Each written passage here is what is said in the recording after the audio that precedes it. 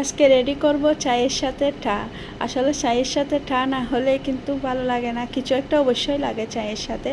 তো আমি আজকে মিনি কাজা রেডি করব। এটা কিন্তু আমরা একদম সহজে বানিয়ে নিতে পারি। এই যে আমাদের সবসময় প্রতিদিনের পরোটা ডু করে রেডি করা থাকে, ওই ডু দিয়ে আমরা মিনি কাজাটা রেডি করব। প্রথমে ছোটো ছোটো রুটি করে এইভাবে লেয়ার লেয়ার করে আমরা পরোটাটা ছোটো ছোটো রুটিগুলো লেয়ার লেয়ার করে বসিয়ে বেলে এইভাবে রোল করে আমরা মিনি কাজাগুলো কেটে নেব। এই মিনি কাজাগুলো আমরা মেহমান করে বসিয়ে রেখে চটপট বানিয়ে নিতে পারি। ডোটা রেডি থাকলেই এই যে চটপট পাবে মিনি কাজাটা আমরা রেডি করতে পারি। এটা অনেক মজা। এখন আমরা এভাবে শেপ করে কেটে ডিপ ফ্রাই করে তারপর পরিবেশন করব।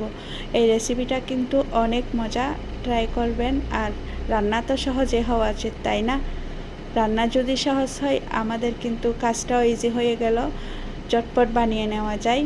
তো আমার সবসময় ইজি রেসিপিগুলাই সবচাইতে বেশি ট্রাই করি, ভালো লাগে।